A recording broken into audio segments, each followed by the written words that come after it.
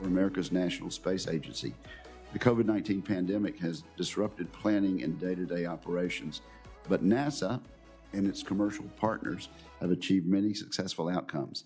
These include launching American astronauts to the International Space Station and returning them safely to Earth, and returning that launch vehicle safely to Earth, launching a Perseverance rover to Mars, and preparing the Space Launch System's SLS rocket and Orion crew capsule for the first Artemis Deep Space Exploration Program mission next year. I'm pleased that NASA Administrator Jim Bridenstine is here to provide us with an update on NASA's missions and programs and the agency's plans for the future. Further progress on the Artemis program is critical to achieving the goals of landing the first woman and the next man on the moon by 2024 and establishing a sustainable presence on or around the lunar surface by 2028. Congress has given clear support for many key components of Artemis, notably the SLS rocket, the Orion crew capsule, human lander system competition, and various rovers and instruments to study the lunar surface. Last week, Administrator Bridenstine announced a detailed plan for the Artemis program, projecting total cost of $28 billion between fiscal years 2021 and 2025. Continuing bipartisan support for Artemis is essential, but members need confidence in NASA's long-term plan. I hope the administrator will lay out the detailed cost and schedule for Artemis to help give us that confidence. The Artemis program receives a justifiably large amount of attention, but we should also recognize the tremendous success of the Commercial Crew Program. On May 30, the NASA SpaceX team launched American astronauts on American rockets from American soil for the first time since 2011. Commercial Crew represents a true public-private partnership where the government buys services from space companies. It would be helpful if the administrator would highlight how NASA is implementing lessons learned from commercial crew development. In November of last year, this committee passed the NASA Authorization Act, demonstrating strong support for Artemis and commercial crew. The legislation also strongly supported NASA's key science priorities: aeronautics research, planetary exploration, STEM education, and other initiatives. Today, Administrator Bridenstine can provide an update on these missions and describe any major impacts on cost, schedule, or operations caused by the pandemic. NASA plays an important role in America's whole-of-government approach to securing the space domain for exploration, science, and commerce. Great power competition in space is a reality. China's space ambitions are well known, and the Chinese Communist Party has devoted enormous resources to military and civil space programs. NASA recently signed a memorandum of understanding with the newly created U.S. Space Force to bolster collaboration on standards and best practices for space operations, scientific research, and planetary defense. Administrator Bridenstine may want to comment on the memorandum of understanding and where he sees opportunities for collaboration with the Space Force. Even with this year's successes, program vulnerabilities remain. As the Artemis program progresses, we should remain vigilant to protect and strengthen international partnerships, particularly those built around the International Space Station and low Earth orbit research. We should ensure that groundbreaking initiatives such as robotic Mars missions and planetary observatories continue making progress. Maintaining focus on Artemis and other missions will require continued support and funding from Congress. So I look forward to today's conversation with the administrator, and now turn to my dear friend and colleague, the ranking member, for her remarks. Thank you, Mr. Chairman, and thank you for the bipartisan leadership on the NASA reauthorization bill. I'm pleased to join you and Senator Cruz and Sinema to author the NASA Authorization Act of 2019. Among other things, this legislation would provide authorization for NASA's human exploration programs, including the lunar lander needed to return humans to the moon. There is agreement between the bill sponsors about how to proceed on the authorization, and I hope the Senate will consider this important bill this year. NASA's recent economic impact analysis shows that in 2019, the agency generated more than $64 billion in economic output, supported more than 312,000 jobs nationwide, and NASA and the space industry, particularly important in the state of Washington, where space activities account for $1.8 billion of our state's economy, with companies like Blue Origin, SpaceX, and Aerojet Rocketdyne. Thousands of Washington jobs are dependent on this growing space industry. I always say there's a reason we have the Space Needle. So 2020 was a significant year for NASA. For the first time in 9 years, NASA astronauts launched to space from the U.S. soil. And for the first time ever, those astronauts launched on a commercial spacecraft, marking the dawn of a new era for NASA. 2021 promises to be an even bigger year for the agency. 2 commercial providers will begin regularly carrying astronauts to the International Space Station. 2021 will also see the first launch of NASA's Space Launch System, which will return astronauts deep space in a few years. I am looking forward to watching Americans exit the lunar lander, which will be built in the state of Washington, and step onto the surface of the moon for the first time in more than 40 years. And I am very enthusiastic about the Artemis program, which will put the first woman on the moon. Now, we need more than just that women's first step. We need women and minorities to be represented at every level of the NASA and space programs. And so I look forward to working with you and the chairman on how we increase the diversity in all our aerospace industry. Given the many new rockets and spacecraft NASA astronauts will fly over the next decade, it's imperative the agency remain committed to safety. Safety must always be the top priority, and in order for that to happen, NASA engineers and program managers must have insight into the design and testing of new spacecraft. A major safety issue for NASA is the threat of orbital debris. Just last week, the space station was forced to maneuver away from a piece of space debris. In February, the committee held a hearing on threats to space, and I called for increased investment in mapping of space of debris and improve space situational awareness. So, Mr. Chairman, I know you are also committed to addressing this threat, and I look forward to working with you on that issue. While NASA's human spaceflight programs are often in the spotlight, the agency's other missions and research are also critical to the country. As I said, in Washington and many Western states, we face an unbelievable threat from devastating wildfires. NASA's satellites provide data that enables disaster management teams to measure the intensity and development of fires as they burn. And I also want to highlight NASA's Space Grant Program. Again, a consortium at the University of Washington is doing tremendous work to engage high school students and undergraduates in these areas of research and study, which I think just helps us get the next generation of workforce.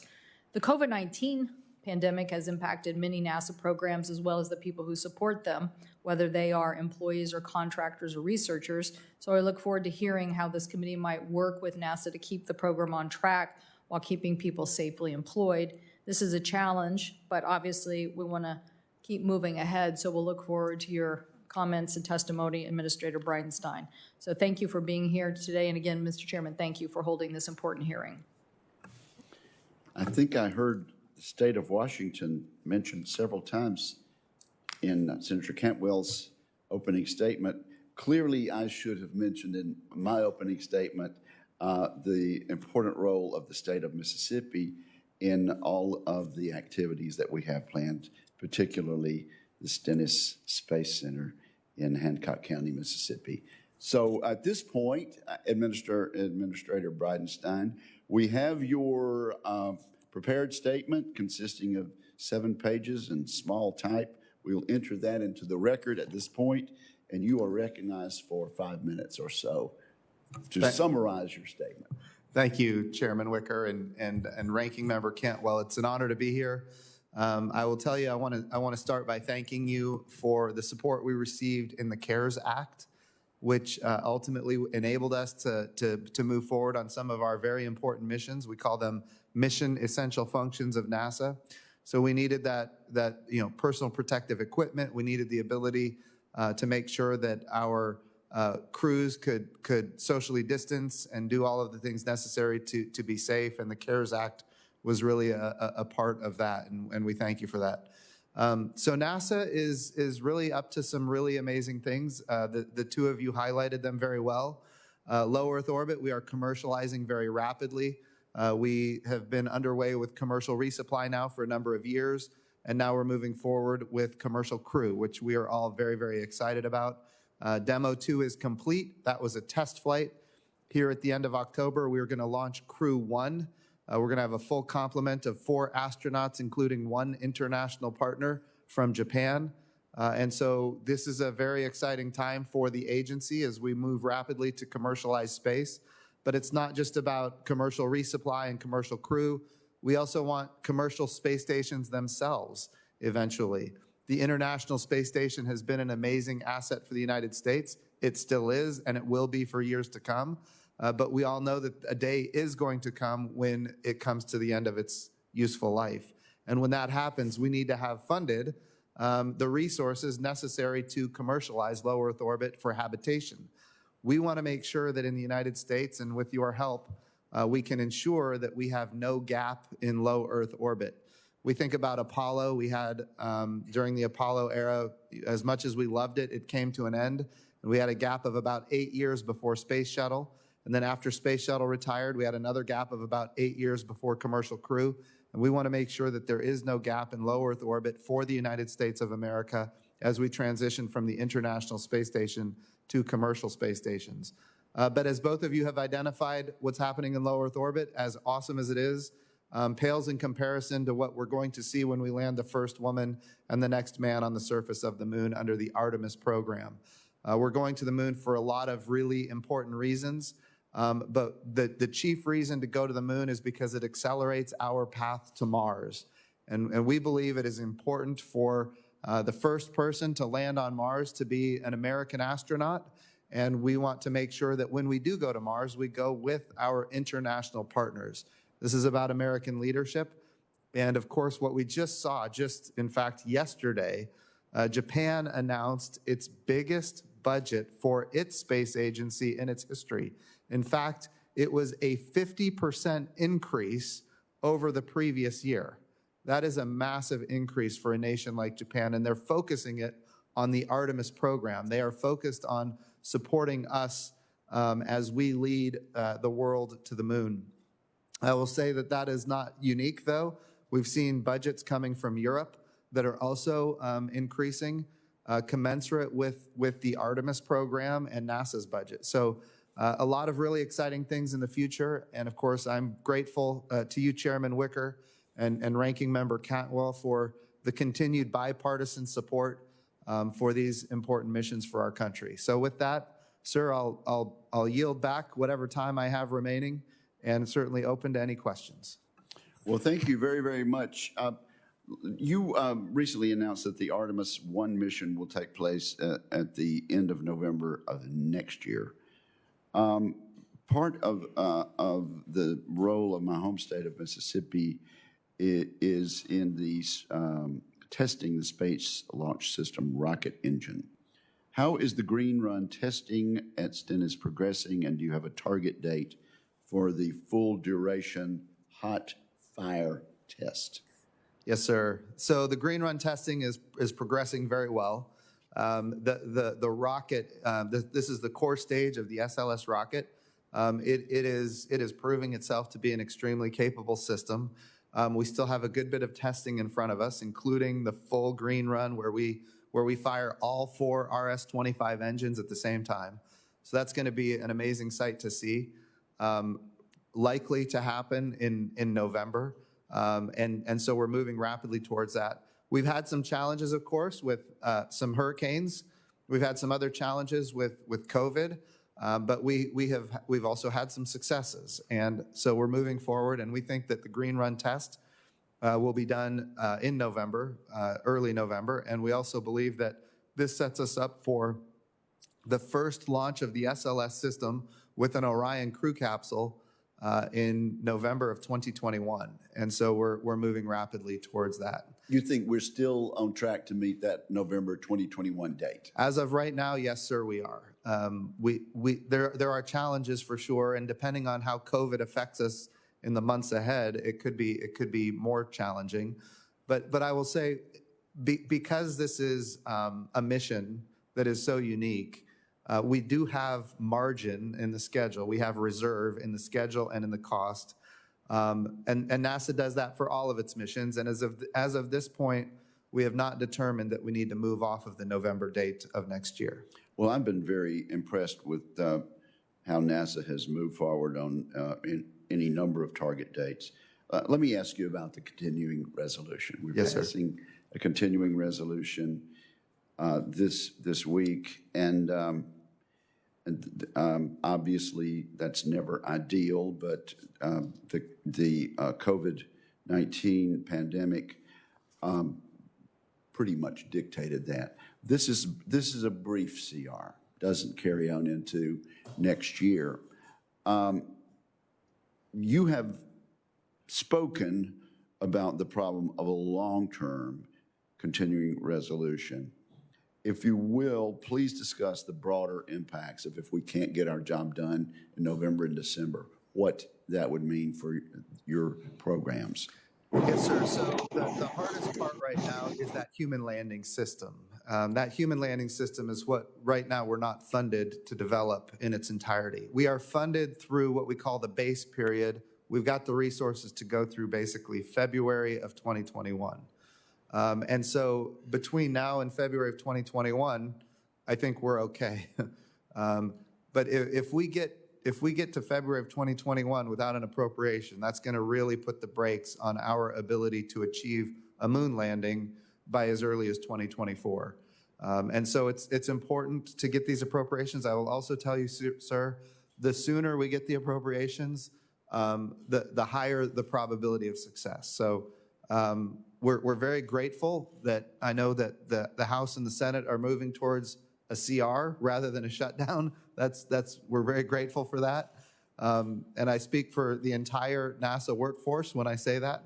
But I will also say that the sooner we can get an appropriation, the higher the probability of success to the moon landing as soon as 2024. That's the appropriation. What about the authorization bill? How important is it to pass an updated authorization bill? So in my view, very important. I was an authorizer in the House of Representatives, and I can tell you what the authorization bill enables me to do as the administrator is demonstrate that this has strong bipartisan support that is lasting. Appropriations are 1 year in nature, and they give us what we need to fund the programs. But an authorization bill, this is a fundamental question I get everywhere I go as the NASA administrator. People ask me, how do you ensure that this program doesn't get canceled? Like, NASA has had a history of seeing programs get developed and then canceled. And the answer is we need the authorization bill that codifies that what we're doing has broad national consensus and bipartisan support. I think we're there, but putting that into law really would be meaningful for the agency. Thank you very much, Senator Cantwell. Thank you, Mr. Chairman. Administrator Bridenstine, one of the things that we hear a lot about as, again, we change and innovate is the skill level of the workforce in STEM. We work very hard on STEM education in the state of Washington and certainly want to work on it on a national perspective. So want to hear your thoughts on what else we need to be doing. What does that skills gap look like? And also interested in NASA's X-plane flight demonstration program for a transonic truss brace wing. One of the things we're very interested obviously in is composites and continuing to the development of composite manufacturing. So want to understand what you think we should be doing on that kind of technology for the future as well. Yes, very, very good questions. And I'll tell you, the transonic truss braced wing has me very excited about the future of aviation. When we think about the value of NASA to the United States of America, a lot of people, they think about space and the moon and Mars and robotic exploration of the solar system. But the aeronautics piece is probably the most impact to the American economy because this is a major export for the country. And we've been leading here for so many generations. Of course, we had the challenge with the MAX 8. We've had the challenge now with COVID. And when we think about aeronautics, it's kind of, right now it's being stressed significantly. But I think we have to, as a nation, take this opportunity and lead. And when I say lead, that transonic truss-braced wing is a key to that leadership. We're talking about increasing what we call the aspect ratio of a wing, making it longer and thinner. The big thing that does is it reduces what we call induced drag, which is the drag you get from the lift created by the aircraft. Basically, it spreads out the amount of downward thrust that you get from the wing. It does increase what we call parasitic drag from the wing, but that parasitic drag is less than the induced drag. And so overall, you get a much more efficient aircraft. It drives down the amount of fuel that you have to use. It drives down the amount of carbon emissions. It drives down the cost to the airlines. The challenge with that high aspect ratio wing, the challenge with that is that it becomes really long and thin, and so it doesn't have the structure necessary to hold up, a large body aircraft. So I'm a huge proponent of that. We've been advocating, for that inside not just the agency, but inside the administration in general, and we're getting some traction on it. And any support that you can provide would be fantastic. Let's see what your first. Just STEM. Well, STEM and so STEM. in this case, this is a composite issue, right? And so we need more composite R&D and more understanding of then on the composite manufacturing side. Yes. So this is again very important when it comes to STEM. We need that next generation workforce, and so we've got to be inspiring people at a young age. I think the best thing NASA can do for encouraging people to go into STEM is inspire them and do these stunning missions like landing the first woman on the moon and those kind of activities. We're also very involved at the mission directorate level in funding programs like FIRST Robotics, which is a capability that gets high school kids and even younger involved in robotics. So we do those things, direct impact to NASA missions. If you look at robotics on Mars and robotics throughout the solar system with satellites and orbiters of other planets.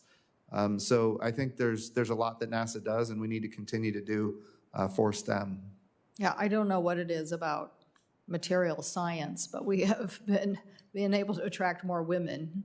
Structural engineering may not have been something that immediately appealed to them, but certainly we attracted them into aviation. But we're having more success on the material science side, and I don't know if that's a marriage of chemical engineering and other things, but I think we should figure out how to put this challenge to, as you said, the youngest of Americans as they're thinking about these issues. And I don't know why this isn't, a marriage of ideas, given that you're talking about, again, fuel efficiency, American jobs, leadership, all of these things that would come from this. Right. This is, it is as exciting as the other missions too. So thank you. Yes, ma'am.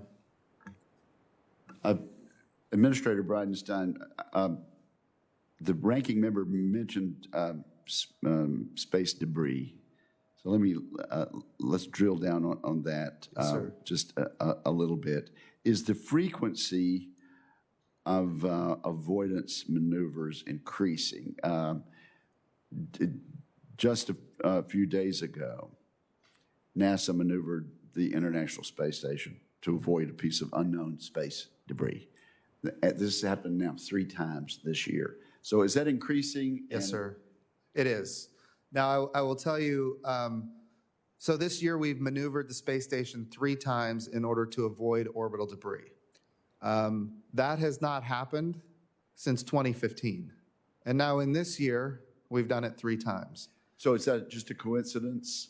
I don't think that this is a coincidence. I will also say in the last 2 weeks, or maybe 3 weeks at this point, we have had 3 potential conjunctions that made us very nervous, apart from, and that's in the last 2 or 3 weeks, apart from the maneuver that we actually had to make. So Close calls. yes, sir.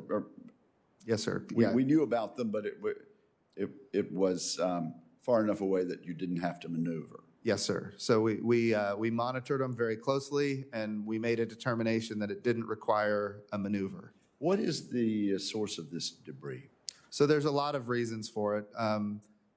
There's a lot of commercial activity in space right now, which we fully support. We've got to be able to use space for all of its benefits for humanity. And a lot of that commercial activity is launching, low Earth orbit remote sensing satellites, low Earth orbit communication satellites. Low Earth orbit is tremendously valuable for communications because it's low latency. And so the types of signals that you can use and the standards that you use are more like a cell phone technology. Whereas when you think about geostationary orbit, which is very far from Earth, you have to use different protocols. So low Earth orbit is where all of these constellations want to be. The challenge is we don't have, as a nation or even as a world, a robust architecture for how we're going to integrate all of these capabilities into this small space. And it's becoming more and more of a problem. The president signed. It's not a small space, but it's a finite. It is. It is. And the challenge is the probabilities of impact are measured based on the amount of data that we receive. The probabilities of impact are measured in 1 in 1,000 chances, 1 in 5,000 chances, 1 in 10,000 chances. And for us as an agency with the International Space Station, which is a $100 billion investment, we take those probabilities and we say, okay, we need to maneuver. But okay, are these functioning objects or are they junk? Both. When I hear debris, I think of something left over from something in the past. Yes, sir. So this object that we had to maneuver for just a few days ago is unidentified. We don't know what it is. We don't know where it came from. It is not something that is operated by anyone. It's junk. It is literally junk in space. Now, there are also satellites that have become debris because they just came to the end of their useful lives, and they don't deorbit themselves. They will over a number of years, but they're still there now. And then we also have just a lot more activity from our international friends, if you will, and they don't necessarily all follow the debris mitigation guidelines established by NASA and supported by the U.S. government. So there's no international protocol yet on space debris. What we have is international guidelines that NASA creates, the U.S. government adopts, and then those get adopted, at the UN and other places. The question is, what are we doing to make sure that people adhere to those guidelines? Anybody can say they follow them, But the question is, how do you follow up and make sure that they actually are? And how do you prove that they're not if they're not? So there are guidelines that have been developed by the United States and have been adopted by the United Nations. Yes, and in Do fact, individual countries then need to sign on? Yeah. Is that ideal? well, yes, I mean, it's better that they sign on than not sign on. But a lot of countries sign on and then they don't fully adhere to those principles. Okay, well, just one other thing, and then I'll recognize Senator Gardner, who's in the queue. The Department of Commerce intends to, or has taken over the space situational awareness mission for civil and commercial entities. Do you support that, and how would authorizing the Office of Space Commerce to take over this function from DOD be helpful? A couple of things. Right now, you have the Department of Defense that is responsible for fighting and winning wars in space now with the Space Force and U.S. Space Command.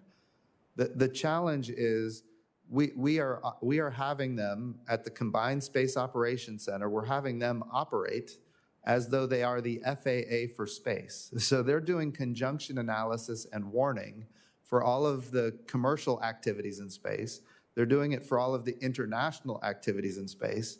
And all of those international and commercial folks that are using that facility, that capability, they're not paying for it. So we're providing basically global space situational awareness and space traffic management to the world for free. In order to relieve them of that duty, we need to have, this is just, think about the 1950s. You know, we had the Department of Defense responsible for air traffic control throughout the nation. Now, it wasn't as crowded back then, but there came a time in 1958 when President Eisenhower said, you know, we're done with this because there were too many mid-air collisions. He said, we're done with this. We need a civilian agency that can do this activity. We are now there for space right now. So we need to take the unclassified data from the Combined Space Operations Center. We need to flow that to the Department of Commerce, and we need to combine that data with commercial data. It's all about data. It's about quantity and quality of data. We need to take that data, combine it with commercial and international data to create a single integrated space picture that can be shared with the world. And by the way, the world needs to support us in that effort. So if we're doing space situational awareness and space traffic management, the rest of the world is not, that creates a big problem. Is there broad consensus within the administration for this move? Yes, sir, 100%. And it's being done administratively, I understand. Well, when you say administratively, right now, these activities are being done by the Department of Defense. The challenge right now is the Department of Commerce, under an executive order, basically a Space Policy Directive 3 from the President, the Department of Commerce should be picking up these missions. But they don't have the authorities provided by Congress at this point, nor do they have the appropriations provided by Congress. And so we're kind of in limbo right now. But so you need the appropriators to address this issue, and hopefully late in the year or early next year, and this needs to be a provision in the next authorization bill. Is that correct? I would be very supportive of that. Thank you very much. Senator Gardner. Thank you, Mr. Chairman, and thank you, Administrator Bridenstine, for your service and all the work that you do for NASA and our aerospace companies in Colorado and beyond. It's imperative that we preserve America's leadership and innovation in science, particularly in space. We certainly know our adversaries are working very diligently to undermine our leadership, and our space programs obviously continue to be the envy of the world. And nations like China and others are trying to steal our ingenuity and displace U.S. leadership.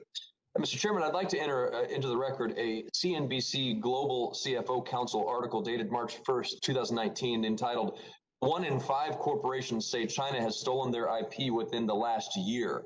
I would also like to enter a May 12th, 2020 Space News article entitled "Space Force Vice Commander. China Can't Be Allowed to Buy Bankrupt U.S. Space Companies."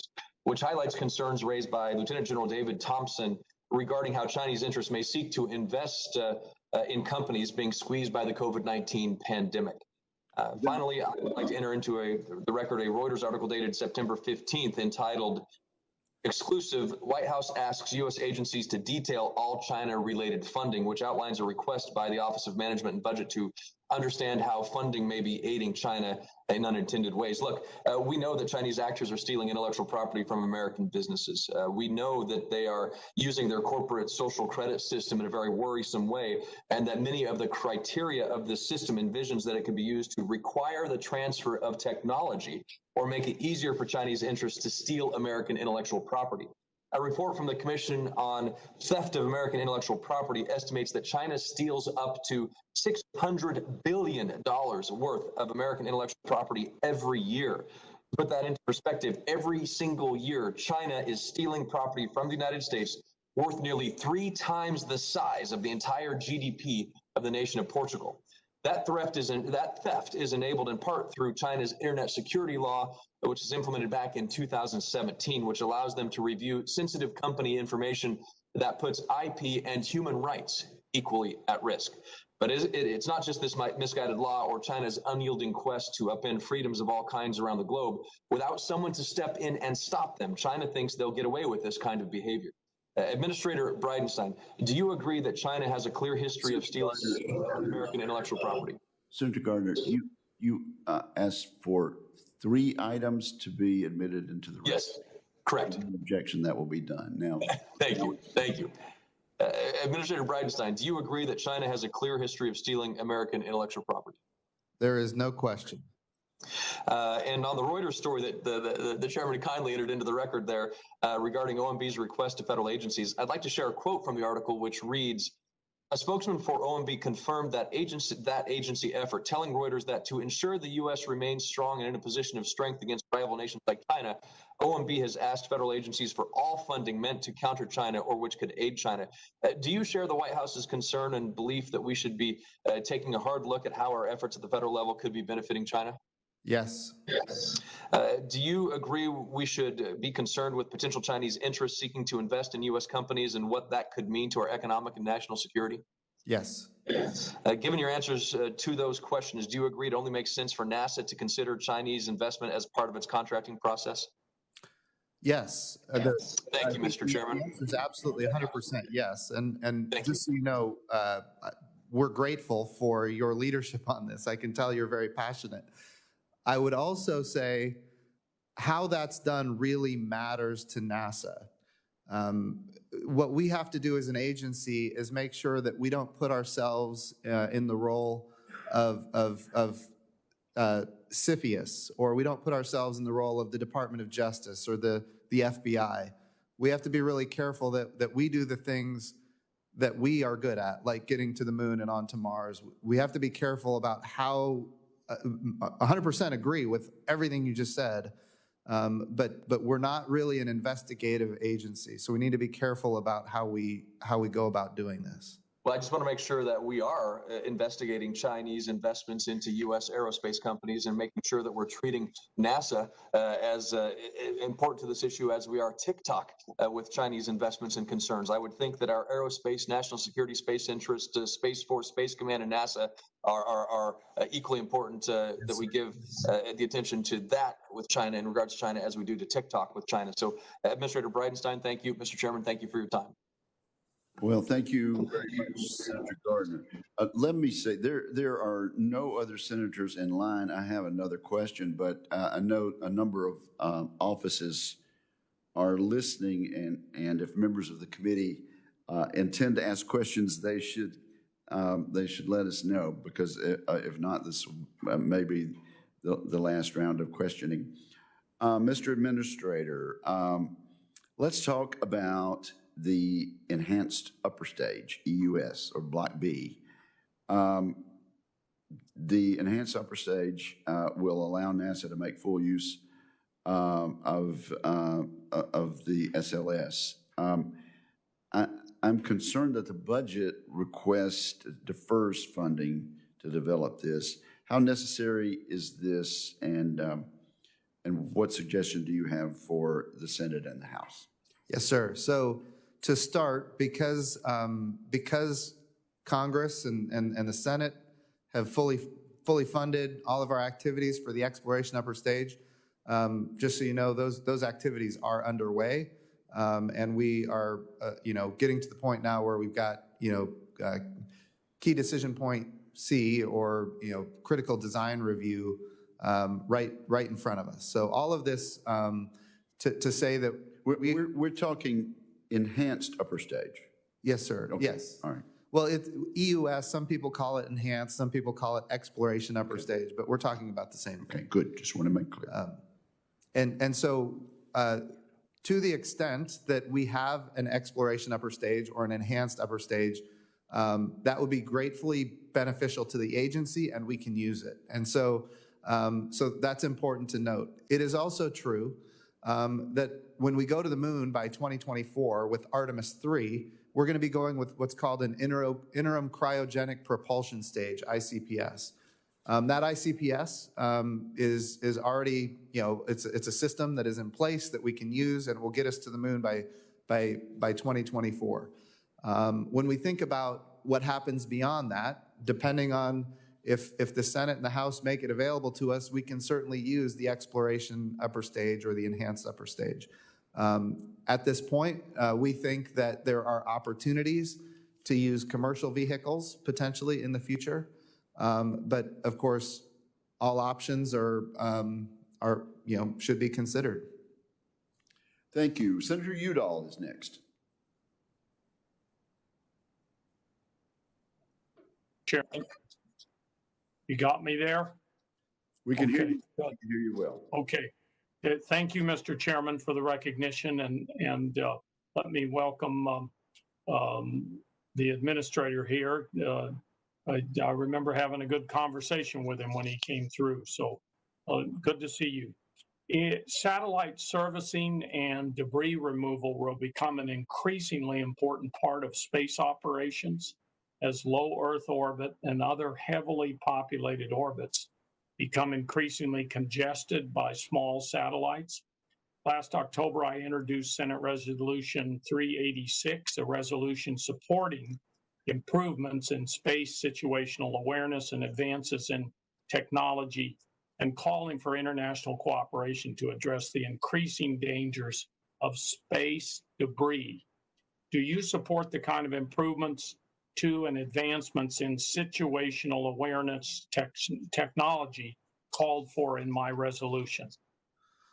Yes, sir. Without question, the challenge that we have as an agency, not as an agency, but as a federal government, is data. And so we need the ability to get as much information on the debris that is in low Earth orbit as possible to keep our mission safe.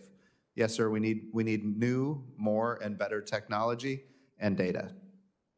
Appreciate that answer. How important is it to ensure international cooperation on this issue and implement the 21 guidelines for space sustainability agreed to by the United Nations Committee on Peaceful Uses of Outer Space? So without international support, we end up, not getting the results that we're going to need. So without question, the United States of America is the preeminent space nation, but others are very rapidly developing and deploying space assets and creating debris that needs to be dealt with. So I'm very supportive of international agreements that mitigate the debris, and of course, international agreements that enable us to see and respond to the debris as well. Thank you for that answer. New Mexico's space industry is growing rapidly. Companies such as Virgin Galactic, Spin Launch, and Up Aerospace call New Mexico home. And I'm glad to hear that NASA is beginning to partner with some of these commercial spaceflight companies as well as others. Besides using these commercial space entities to eventually take individuals to the International Space Station and conduct other training for NASA personnel, is this an opportunity for NASA to increase other experiments and tests conducted from places like Spaceport America in New Mexico? And if so, what sort of experiments and testing would NASA conduct? Yes, sir. We do these activities through what we call the Flight Opportunities Program, which is resident in the Space Technology Mission Directorate at NASA. That Flight Opportunities Program has already conducted, I think it's over 700 different experiments and technology demonstrations using commercial suborbital vehicles. Everything from vertical takeoff and landing using rockets to horizontal takeoff and landing using rockets, but also high altitude balloons. And so we've done hundreds of these kind of experiments, and there are huge opportunities in front of us. So the value is, if you're trying to get access to microgravity, there's really only a couple of ways to do it. One is, a drop tower. You drop something, from the top of a building, and you've got a second or two of microgravity. After that, we have parabolic flight, where you take an airplane and you put it on a parabolic trajectory, and you can get 20 to 30 seconds of microgravity. After that, you have to fly all the way to the International Space Station, which is, tens of millions of dollars, and of course, very, very challenging. It takes years of training, for example. But that commercial suborbital capability that you just mentioned gives us a great opportunity to do experiments for 5 or 10 minutes in microgravity, which is a lot more than the 20 or 30 seconds we can get from parabolic flight. What does that mean? We can test things. You asked what kind of things we could test. Well, right now we've been using it to prove that we can do 3D printing in microgravity, which is very difficult, but it can be done, and we're proving that we can create the technologies capable of doing that. 3D printing is hugely valuable when you do space flight, because you want to take as few things as possible, but be able to make things in space. We think about cryogenic management. How do fluids move in a microgravity kind of environment? So we use these kind of 5 or 10 minute flights for those types of activities. Fluids are critically important to space flight, and different fluids operate very differently in microgravity, and understanding that is necessary as we progress in our missions. And not having to fly those kind of experiments all the way to the International Space Station is hugely valuable to the taxpayer of the United States of America. There are other experiments that we do. We're looking at, in fact, right now, for the first time, one of my initial initiatives as the NASA administrator was, what about human-tended payloads? A lot of these experiments are conducted by university researchers or private institutions, and some of them wanted human-tended payloads. Well, we now have an opportunity to accept human-tended payloads. Wouldn't be NASA astronauts, but they would be commercial, suborbital scientists or researchers that can fly on these commercial vehicles funded by NASA. So that's a huge development that we've just put forward. And I think eventually we're going to be able to use these vehicles to in fact fly American astronauts as well for training and experiments and other capabilities. So I really think, Senator Udall, there is a great future here with commercial suborbital vehicles. Thank you, Mr. Administrator, for that excellent answer, and good to see the good work you're doing over there at NASA. Yield back, Mr. Chairman. Thank you, sir. I think the bipartisan sentiment expressed by Senator Udall is widely shared. Senator Capito. Thank you, Mr. Chairman. And Administrator Bridenstine, it's nice to see you again, however remotely. I really enjoyed your visit to West Virginia when we renamed the IV&B Center for West Virginia's own Katherine Johnson. She's since passed away since we met, and she was quite a pioneer. So the 700 jobs across the state that NASA has, and the millions of dollars of economic output of NASA, it was really a great partnerships all throughout our state, particularly in the regions that we were in. I'd like to ask a quick question. It's more on the appropriations side. I support that NASA leveraging innovation and investment product that you all bring about, but it seems that NASA's plan to develop a moon lander differs from the usual contracting approach that NASA has taken and has used on development of other major programs and spacecraft. I wonder if you could talk about that. Have you found it beneficial, and how is that rolled out? Yes, ma'am. It's a critically important question. When we think about the successes that we have had with the Commercial Crew Program, for example, which we just saw, we launched our American astronauts on a commercial vehicle, which was fantastic. The goal that we have in that activity, as well as commercial resupply of the International Space Station, the goal that we have is ultimately for NASA to be one customer of many customers in a very robust commercial marketplace for human activities in low Earth orbit. But also, we want to have numerous suppliers that are competing against each other on cost and on innovation and on safety. And we have achieved that with commercial resupply, now commercial crew. We also want to start now commercial habitation, so commercial space stations themselves.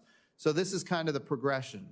The question that we had to answer was, given all of the programs that NASA has had in its history, if we're going to go to the moon as quickly as possible, how do we want to organize our efforts? And the decision that we made was we're going to model this after commercial resupply and commercial crew. And so we said we're going to partner with commercial industry to go sustainably to the moon, again, with the intent that they get customers, maybe not initially, but eventually, that are not NASA, and where they're competing against each other on cost and innovation and on safety. And if we can do that, we can drive down costs, we can increase access, we can have sustainability at the moon, which the Apollo program never delivered on. And that's ultimately our goal. Our goal is to figure out how do we have a program where we go to the moon and stay. And that commercial capability is ultimately what we think is a big part of that success that we're going to see in the future. So in the initial, in the phase at which you're in right now, are you finding that there are those private and commercial entities that want to join this space, that there's enough to provide for competition? Or is this something that maybe our educational institutions and other private businesses could be developing towards? What are you finding in that space? So right now, ma'am, we had initially, when we did this program to start, we had 5 proposals, and a number of those proposals had large capital investments behind them from the private sector already. So I think that there is lots of capability here already. We have selected 3 of those 5 proposals, and of course we're grateful for the funding that we got from the House and the Senate for what we call the base period. So now we've got 3 commercial lunar landers under development right now in the base period, which ends in February of 2021. And then from that point in February, we're going to make a determination whether or not there's 1, 2, or even 3 of those companies that we believe can get to the moon as soon as 2024. And so I would say, yes, ma'am, we've had a lot of support from private industry for this activity. Good, good. I introduced with Senator Sinema the 21st Century Space Grant Modernization Act, which is included in the reauthorization that we passed. And I think you and I have talked about how the space grant program really benefits people all across this country. Have you had any stops and starts during the COVID era with this? Are you still processing the proposals in a timely fashion? And what's the status of that program? So as of right now, ma'am, we're okay, but it's going to be more challenging as time goes on for sure. So we provide grants to universities for them to deliver on specific tasking. And of course, universities are having challenges delivering on that tasking, the same as NASA.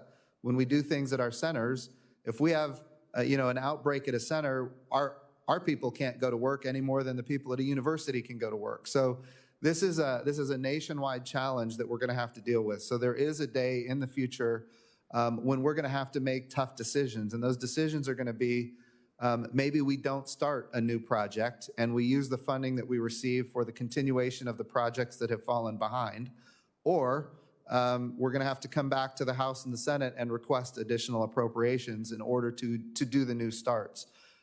So I want to be clear. There is an impact from COVID. We've been successful as an agency moving forward with missions that we call essential, and now we're opening up very rapidly missions that we call mission critical functions, which would have an impact to the agency, but they're not quite as high of an urgency as mission essential functions. But there will be an impact for a lot of missions that are not in those two categories, and a lot of those early technology readiness level capabilities that universities are involved in are going to see challenges. Thank you. Thank you. I yield back. Thank you. Thank you, Senator Capito. Senator Peters. Thank you, Mr. Chairman and Administrator Bridenstine. Good to have you here and hear your testimony.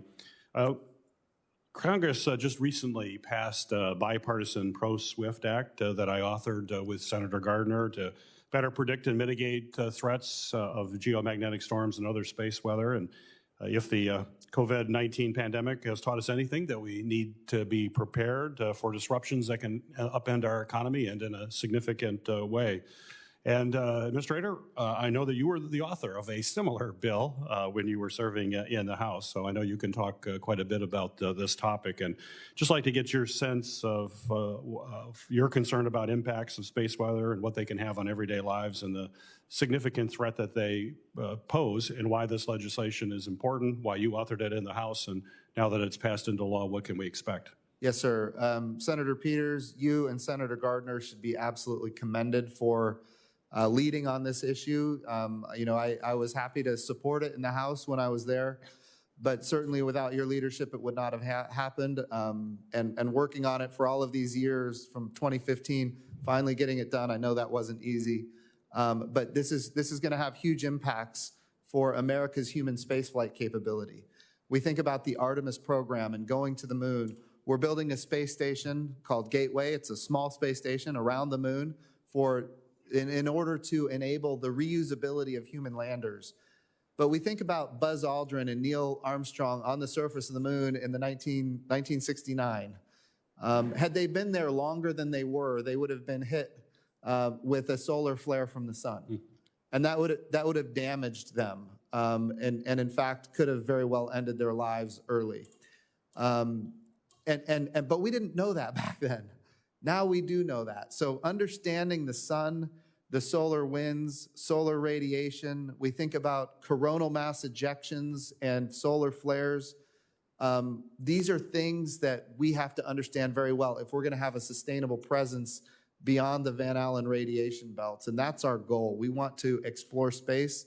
And this bill is going to go a long ways to enabling us to have the early warning that we need and to be able to do the research necessary to even predict, to warn people based on the prediction, not just the detection of those kind of activities. As the ranking member of the Armed Services Emerging Threats Subcommittee, I was pleased to see in the Memorandum of Understanding announced last week that General Raymond and the Space Force that had highlighted the importance of completing the survey of near-Earth objects. These hazardous objects impact the Earth, as you know, and pose a threat to our safety, security, and to our military. The NASA Reauthorization Act of 2019 includes an amendment that I authored to direct the Secretary of Defense to support NASA's work in the area. And the importance of this was highlighted with the discovery of Comet Neowise earlier this year, which was previously unknown and likely came from some other star system. Can you talk briefly about the importance of completing the survey of hazardous objects, something that Americans consistently list as a top priority for NASA, and how the Department of Defense can help, particularly with respect to the deployment of a new space-based telescope to better track these threats? Yes, sir. Again, critically important to the nation and the world, in fact. You know, I've often said, and others have said, you know, the dinosaurs didn't have a space program, and it didn't help them. So we think back to 2013 was my first year in the House of Representatives, and we saw the Chelyabinsk incident where we had this asteroid come in and explode over Russia, and while it didn't kill anybody that we know of, it resulted in over 1,000 people going to the hospital and broken windows and damaged buildings. That was an asteroid I don't remember how big it was, but it was on the something like 30 meters big in diameter. So we think about that incident, and then we think about how those incidents happen throughout history.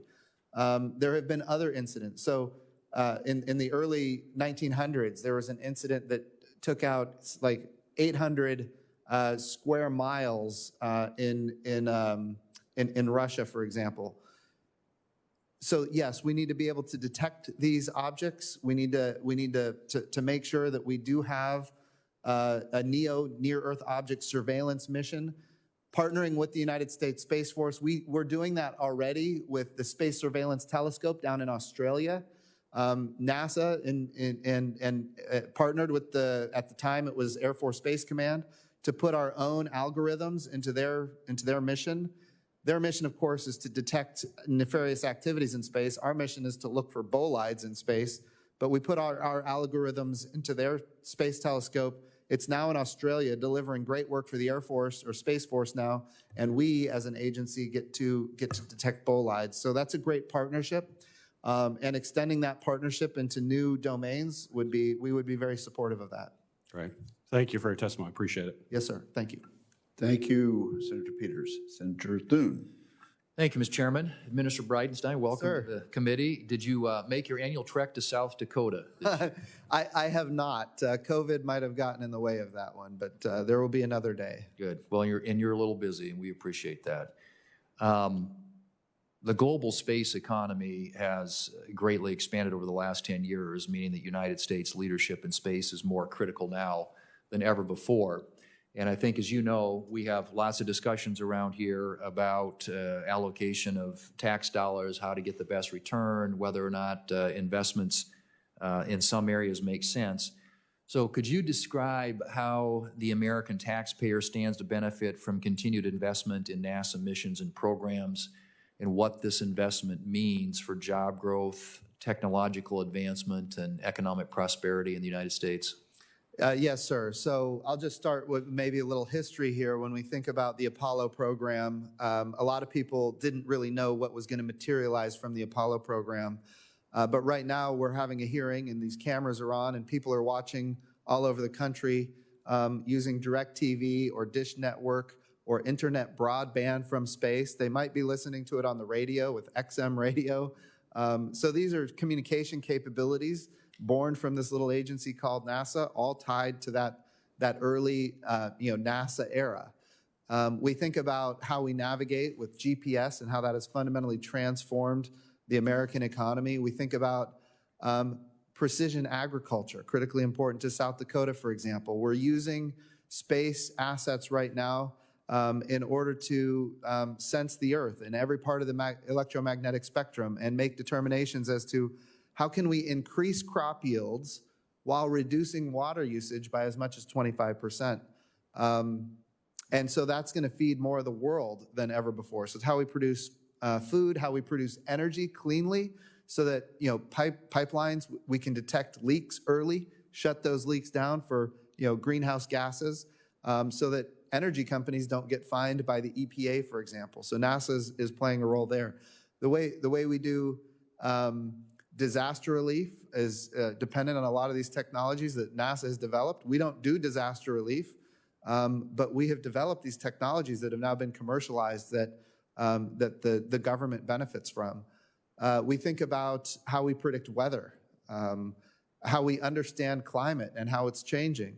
And of course, national security and defense, so many capabilities that NASA initiated have been utilized by the Department of Defense, and vice versa.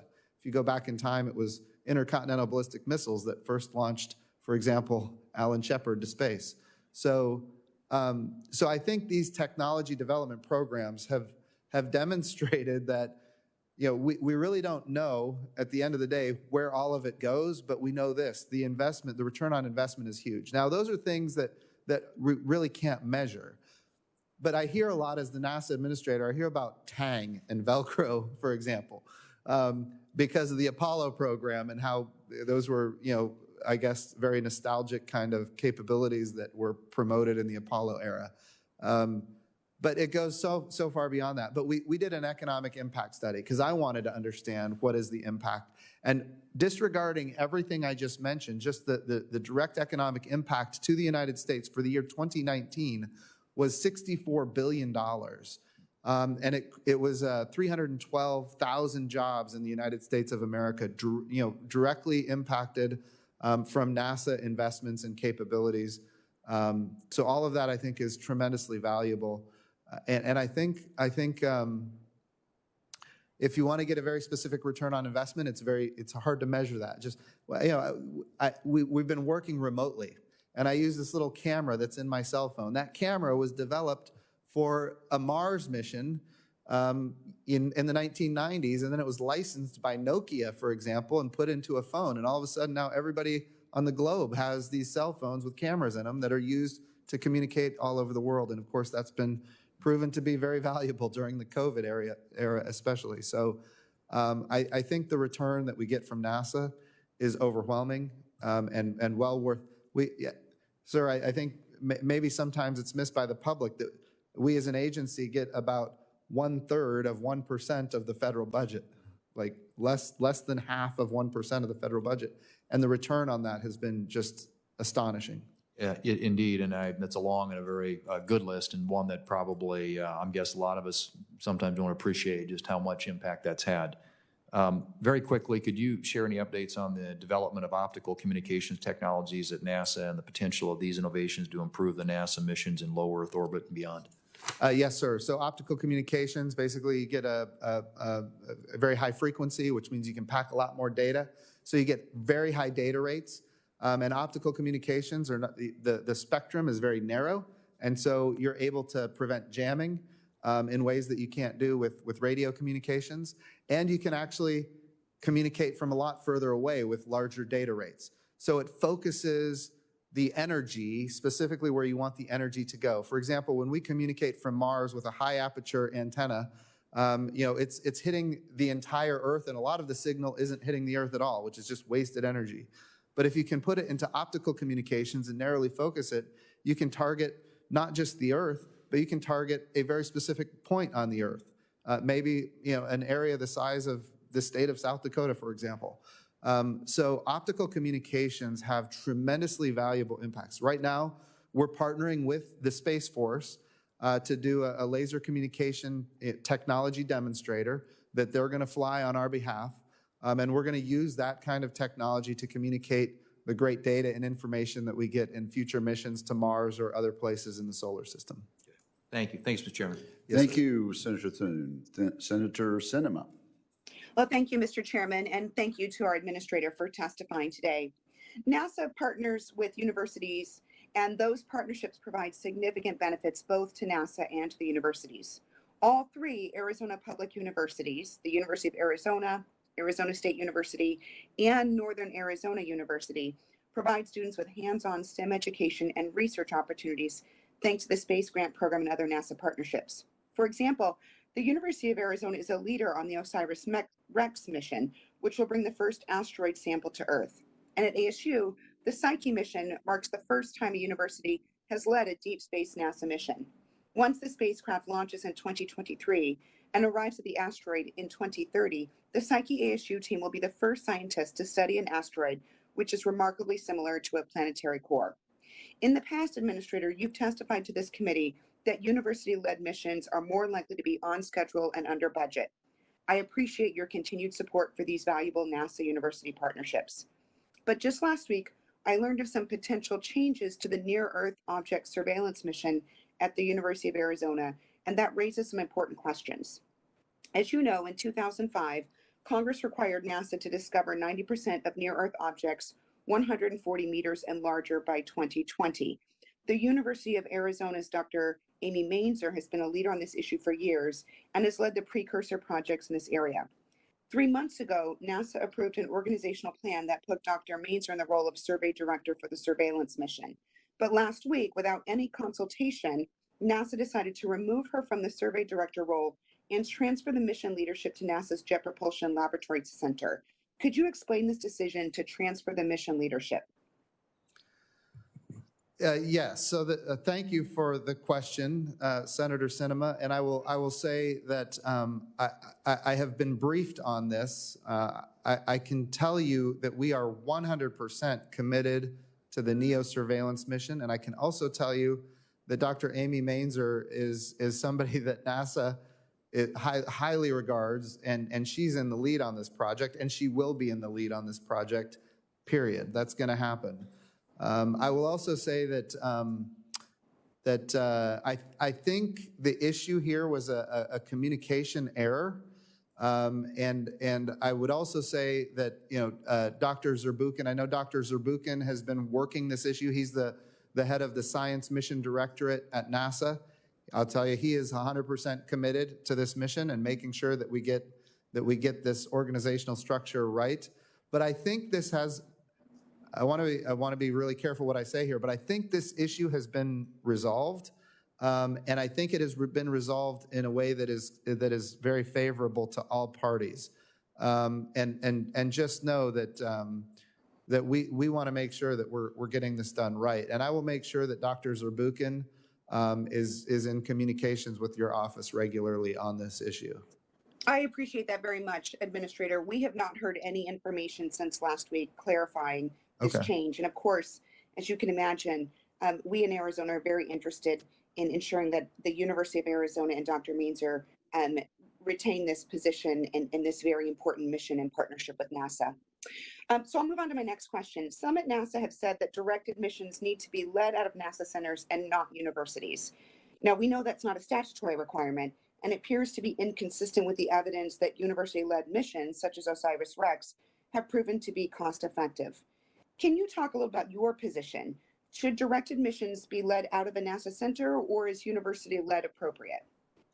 I think there's a lot of opportunities to have these missions led by universities. I think the two that you highlighted are perfect examples of missions that have been very successful from universities. And these are not small missions. We're talking about OSIRIS-REx, which for the first time, we've never been able to orbit an object like OSIRIS-REx is now orbiting. It's an asteroid in deep space called Bennu.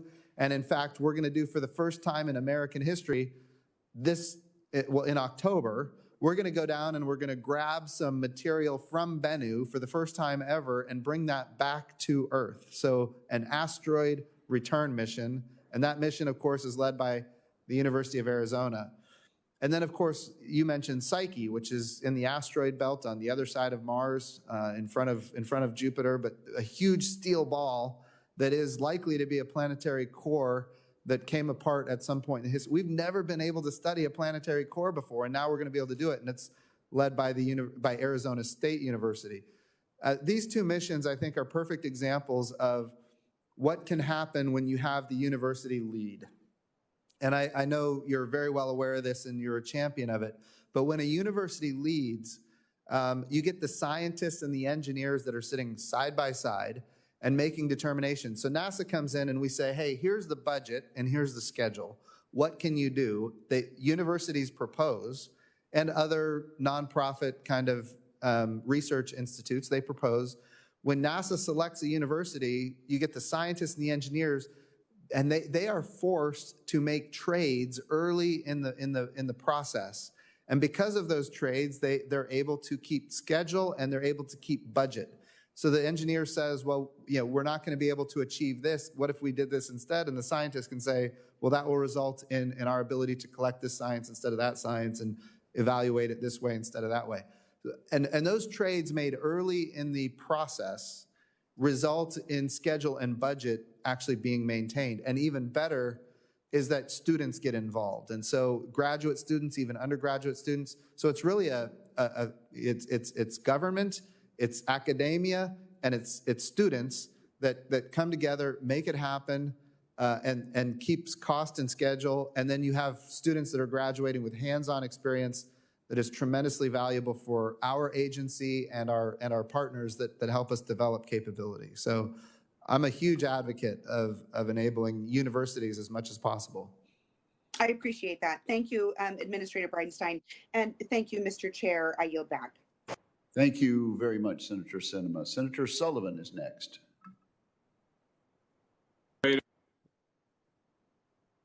Thank you. Thank you, Mr. Chairman. Can you hear me? We can hear you. Okay, great. Thank you, Mr. Chairman, and Administrator Bridenstine. Thank you for your testimony. You know, one of the things that I wanted, and you and I have talked about this quite a lot, but NASA's history of inspiring Americans, particularly young Americans. And, you know, with the 50th anniversary of the Apollo mission last year, I think, which had a lot of inspirational moments. You know, I think you've read this book. You and I have talked about this, American Moonshot, which is a great book by Douglas Brinkley on the Apollo missions. I actually think that with the work you're doing right now, the Artemis program, the work that other agencies, not other agencies, but companies like SpaceX and others are doing, it's an incredible moment of the next generation to be inspired, young Americans to work for you, to get involved in this mission, to get involved in the vision. You were just talking to Senator Sinema about your collaboration with universities. You know, I've raised the issue of the movie The Martian a couple times, one of my favorite movies in part because it's so inspiring for young people. Can you tell me in a little bit more detail what you are doing to kind of really inspire the next generation of Americans, young Americans, who we can rely on for their science and technology expertise to really get them not only involved, but leading on the next exciting phases of NASA's mission?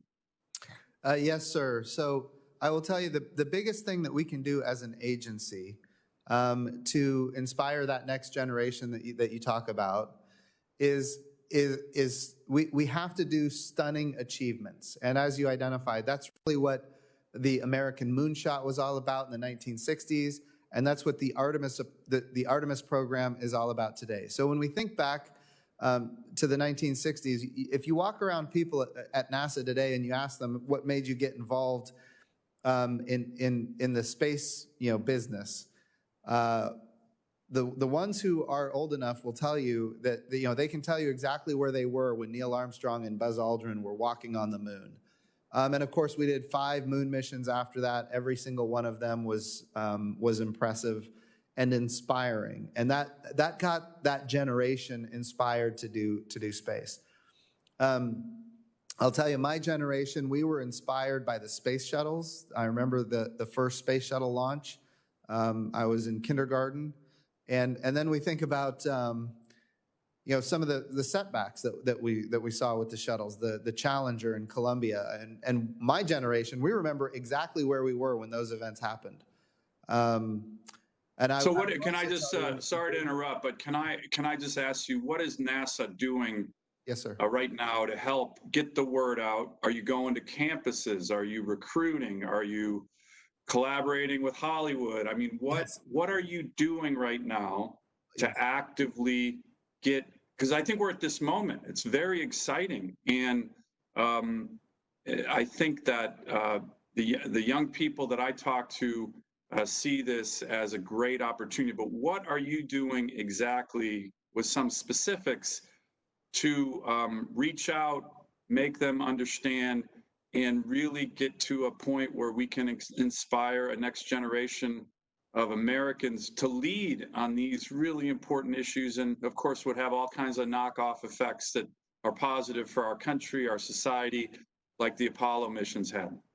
Absolutely, yes, sir. So we invest through the Science Mission Directorate into what's called FIRST Robotics, which gets young people involved in robotic capabilities. And of course, our agency is filled with people who were involved in FIRST Robotics when they were in high school or even before.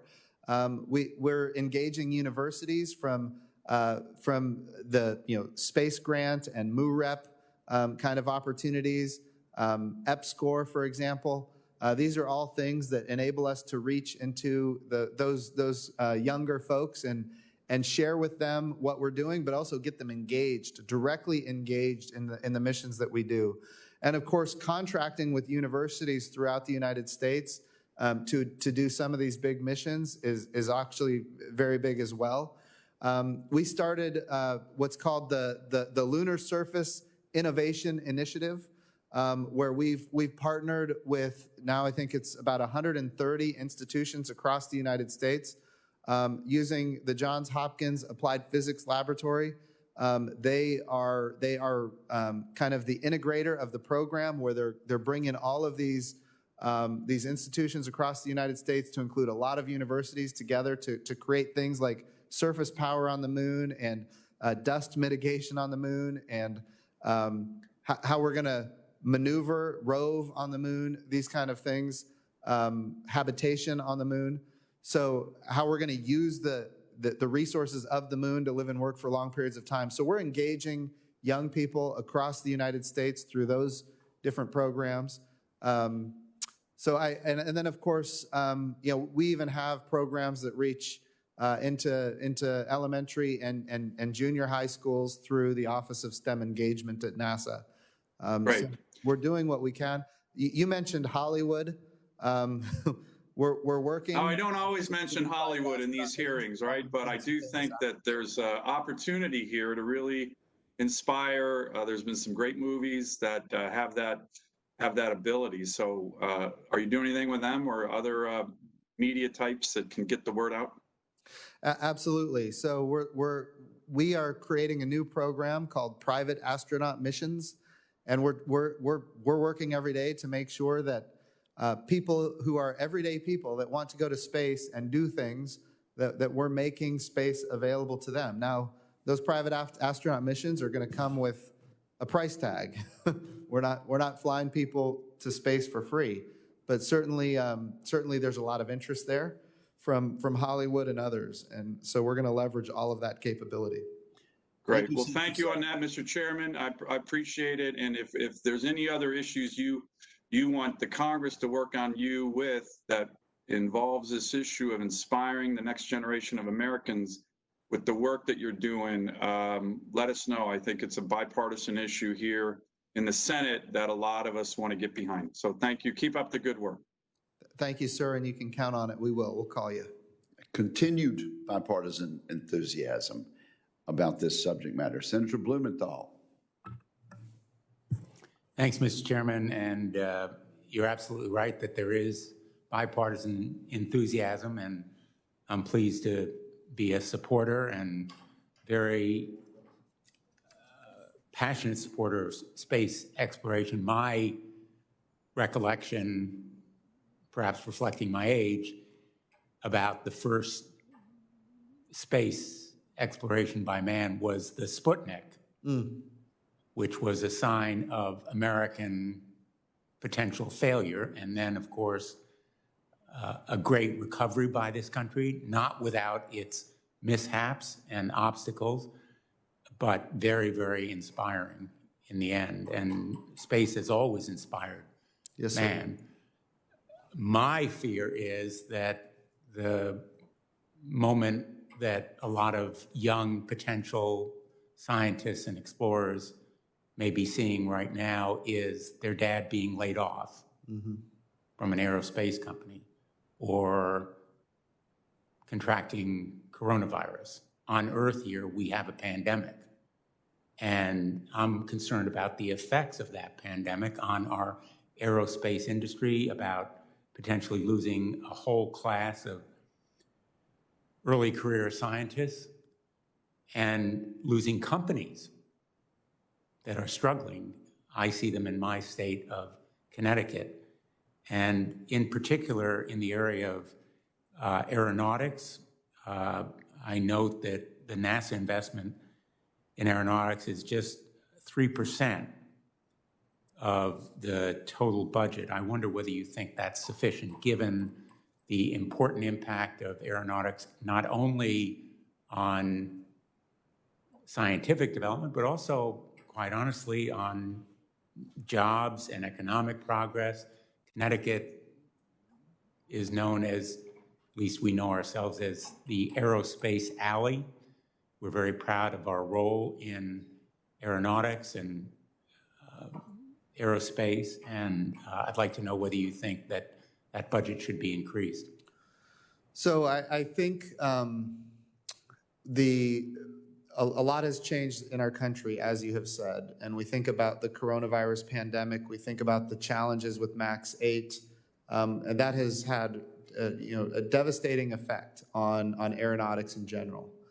I do believe that at this point in American history, now is not the time to rest on our laurels, and I think there is room for additional support that we're going to need. This is a huge export for our country, which, as you identified, creates tons of jobs, and it offsets the trade deficit that we have around the world in a significant way.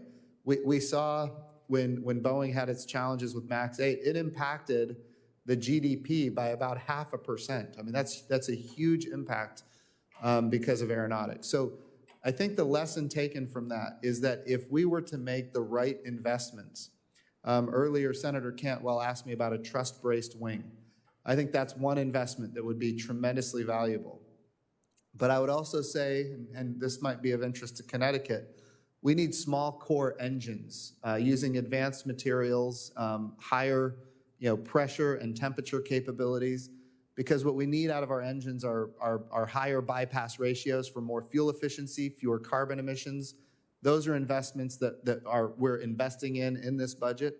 But I can also say that as we go forward, when we think about years in the future, it would be there are very few investments I can think of that would have a bigger impact for the American economy than sustaining our leadership in aeronautics. So why not invest more? It's only 3% of your budget. So I think we have a good investment for this budget for where we are right now. But I think as years go by, this is going to be an area that we're going to have to consider even more. Will you commit to a larger investment, given that we are in competition with other nations as well? I can commit to you that I will work towards that end. Let me ask about a different area, the spacesuit program. As you know, on August 31st, the NASA Office of Inspector General notified the Congress of an impending audit examining NASA's management and development of the next generation space suits for the lunar missions and future deep space exploration. I have concerns about the issues with the current acquisition strategy for that next generation spacesuit and the potential effect that it could have on companies in Connecticut. As you well know, Connecticut is very deeply involved in spacesuit development and production. Should we be concerned that there are technical and schedule issues with the next generation spacesuit, and what are you doing about them? Yes, sir. So the key, I think, on the spacesuit issue is when we go to the moon, it's, as you know, an entirely different spacesuit because you've got dust, you have to be able to walk. The spacesuit that we use on the moon is very different than the spacesuit we use to do spacewalks on the International Space Station. So what NASA is doing rapidly right now is developing that capability. And for the moon landing for Artemis 3, we're going to be developing that internally, but we're doing it with an intent and forethought to make sure that what we want to see in the future is all of the production capabilities of these spacesuits be transferred to the commercial sector. And I think that follows along with our goal when we talk about the human landing system being developed commercially. We want spacesuits developed commercially as well. So we're moving towards that very rapidly. If there are specific things that we can work on together, I'm happy to. Well, I would like to work with you, but may I suggest that engaging the industry perhaps more positively and proactively might be useful as well. Yes, sir. Thank you. Thank you, Senator Blumenthal. Senator Rosen.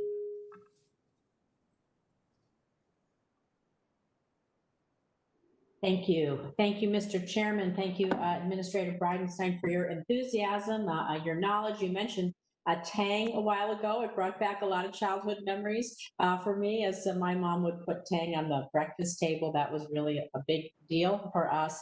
And I'm glad that you also mentioned MURAP, because I'm going to talk about that too, women and minorities in research. So, of course, NASA, you have several programs to support states with space research and to help recruit and retain STEM students from underrepresented populations. As you know, NASA EPSCoR has a joint federal-state program designed to allow more states like Nevada to participate in space and aeronautics research. The Minority University Research Education Project, the one that you mentioned, MUREP, awards research grants to minority-serving institutions with the goal of diversifying NASA's workforce, as well as the larger STEM workforce. I'm proud to note, but for the first time in our state's history, a Nevadan was selected for a 3-year fellowship through the MUREP program, Alexandria, Washington. A UNLV doctoral student, she's going to be working on a project to develop a robotic mobile platform that can traverse unique terrains like the kind you're going to find perhaps on the moon and explore places humans cannot yet reach. However, despite the success of NASA, EPSCoR, MUREP, and other STEM education programs at NASA, the president's most recent budget request proposed terminating NASA's Office of STEM Engagement and proposed drastic cuts to funding EPSCoR and MUREP. So, Administrator Bridenstine, you're so passionate about these programs. Can you describe your familiarity, the work that MUREP and EPSCoR is doing, the importance of increasing our diversity in scientific research? Yes, ma'am. So I will say that the folks at NASA that are involved in the MUREP program are doing amazing work, and of course it does in fact pay dividends. It is also true that what the budget request does is it focuses on the mission directorates and what they're trying to achieve as national goals, and it really focuses on those activities that will help us achieve those national goals. Now, I will be clear, if the Senate funds, as the Senate has in past years, the Office of STEM Engagement, we are going to move forward and we are going to execute, and those programs are going to serve NASA very well. Do you think that you still need the Office of STEM Engagement? Would you like to see us do that and see the president support that? Well, I will tell you, it has been tremendously valuable. I would also tell you that I think there are other opportunities to fund those types of programs that would be more in alignment with NASA's missions. And that's really where the budget is focused. But Could you share some of those with us? Say that again? Would you share some of those programs with us, your focus then, please? Oh, sure. So for example, when we think about contracting with universities, we initiated a program within the Aeronautics Mission Directorate, for example, that is a university leadership initiative where the Aeronautics Mission Directorate is partnering directly with minority universities to engage them in aeronautics activities, to include unmanned aerial systems and things like that have a direct impact to NASA's mission. We have other programs that we're doing through the Science Mission Directorate as it relates to robotics for going to the surface of the moon and other things. So I think we're all committed to achieving what you've highlighted is so important, which is creating that diversity for the workforce and creating that diversity for students, for opportunities. And I think I can very clearly say that we are committed to that agenda. Well, I am concerned that you're trying to fold things into a one enterprise solution. And so moving forward, I'd really like to know how you plan to keep EPSCoR as a separate research enhancement program, not diluting its mission by folding it into other programs. And, speaking about our budget, and if we scale it down, how are we going to then inspire those future generations, our space ambitions, going to Mars, going to other places, if we don't invest in the next generation of NASA innovators? Yes, ma'am. I think we are 100% committed to investing in that next generation and doing those really amazing, stunning achievements like the Artemis program, where we're going to take not just the next man, but the first woman to the surface of the moon. And I can tell you, nobody is more excited than that than my 12-year-old daughter. And so I think these are the kind of things that we're focused on and we want to move out on. and certainly engaging all along the way MUREPs and other institutions that encourage that next generation to get involved in the STEM fields. Thank you. I appreciate your service. I yield back. Thank you, Senator Rosen. Senator Scott. Thank you, Chairman Wicker. Thank you for hosting this, and I want to just thank Chairman Wicker for his commitment to NASA and space exploration. You've had a lot of years up here, and what I've watched over the years is you've had a significant commitment, and I know it's important to your home state. So thank you for that. As you know, NASA is pretty important to Florida, as it is to Mississippi and a few other states. I became governor back in 2010, and the space industry was in pretty bad shape then. We got I think we lost over 7,000 jobs in 2009 with the Obama cuts and when they stopped manned flight. But since then, the federal government has been a good partner. The state, when I was governor, we put up a lot of money every year to get space exploration and bring it back. And now it's unbelievable what's going on there. And I just want to thank NASA for their commitment to using the private sector to do things. I think it was a big deal this summer to see the SpaceX launch, and so it was exciting to be there. I'm sure your 12-year-old daughter's excited. My 8-year-old grandson is committed to be the first man on Mars. He's very comfortable between that and being a paratrooper and a policeman. He told his mom he's picked jobs that are not dangerous. And he told me that it's not dangerous to go to space anymore. Okay, well that means we're doing a good job. Well, you've created. I think what you've done is you've done a good job of creating excitement for these young people, and I think that's going to pay off not just for the space industry, but just for STEM education in the country. So thanks for doing that. Thank you, sir. So what do you need that you don't have to continue the goal that I know that you have and the president have, and the Chairman Wicker has, to continue to explore space and to do it in a responsible manner? Yes, sir. I think probably the biggest thing, and especially for the state of Florida, and I want to say the state of Florida it had benefited greatly when you were governor with the establishment of Space Florida and all of those commercial activities and your leadership on that. And now, the Kennedy Space Center and Cape Canaveral being this multi-user spaceport. So the vision there and the execution has been very helpful to us as an agency, and we're grateful for that. A couple of things that I think are important to note. We all know that the International Space Station is going to come to an end of its life at some point. It cannot last forever. And of course, it's been, in November, we're celebrating 20 years of a continually occupied space station. That's a long time and amazing. But we need to start making the investments for what comes next. And that what comes next is the commercialization of low Earth orbit. As you've seen, we've done commercial resupply. We've now done commercial crew, launching American astronauts from the Space Coast there in Florida. The next big thing is commercial space stations. All of those resupply missions and those commercial crew missions need a place to go.